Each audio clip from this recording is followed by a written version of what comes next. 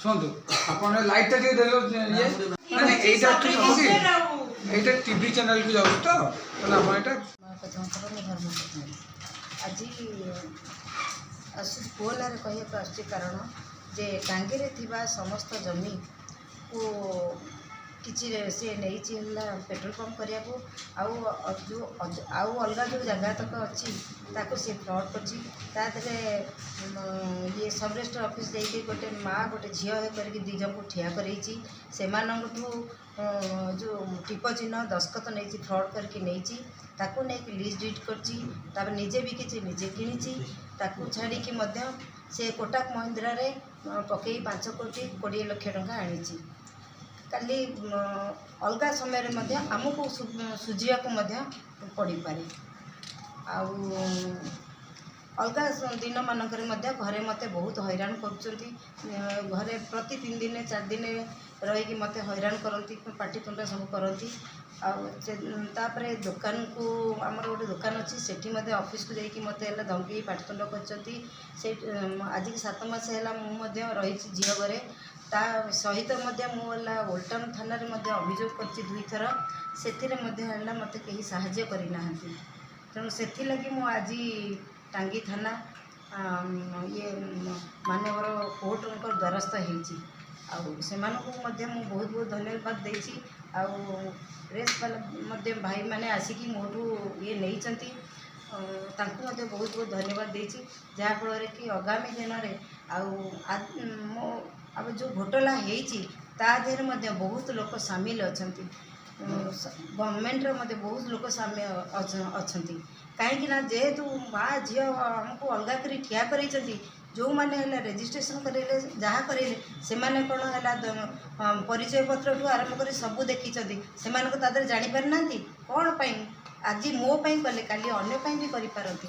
ଆଉ ଆଜି କ'ଣ ପୁଅ ଝିଅ ଜନ୍ମ କରିକିରି ଆମେ କ'ଣ ବାପା ମା' କ'ଣ ହଇରାଣ ହେବ ନା କ'ଣ? ଶିକ୍ଷା ଦେଲୁ, ସବୁ ପ୍ରକାର ଦେଇଛୁ, କାହାକୁ ମୂର୍ଖ ମଧ୍ୟ କରିନୁ। ଆଉ କ'ଣ ତା ଦେହରେ କରିପାରିବୁ?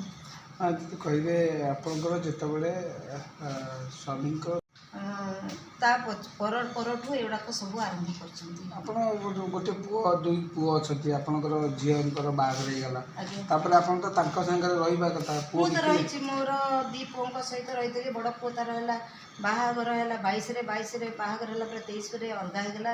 ଝିଅ ତ ବାହା ହେଇଛି 18ରୁ ବାହା ହେଇଛି। ସିଏ ତା ଶାଶୁ ଘରେ ରହେ, ବେଳେବେଳେ ତାର ଆସେ ତାର ଯାଏ, ସେଥିରେ କିଛି ନାହିଁ। କିନ୍ତୁ ତାପରେ ସାନ ପୁଅର ବାହାଘର ହେଲା 24ରେ କଲି।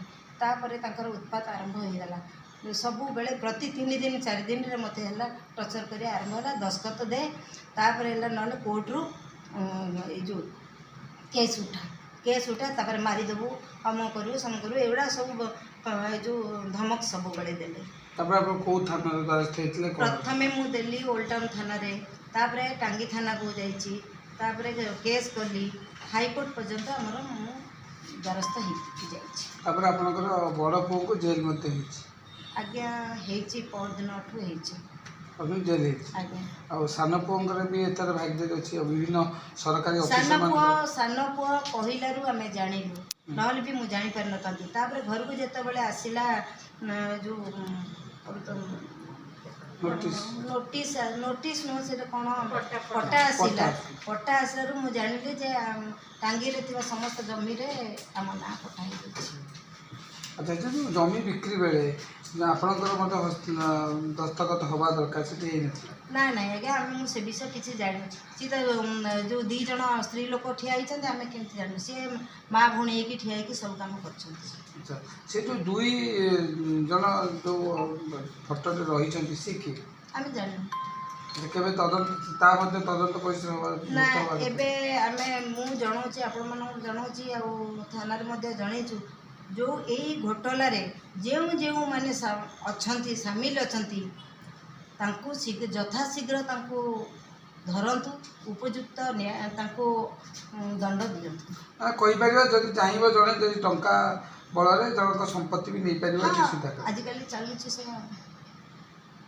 କେମିତି କରୁଛନ୍ତି? ସେଠି ହେଲା ଦେଖା ନହେଲେ ତ ଏଇ ଟାଇପ୍ର ହେଉଛି ନା।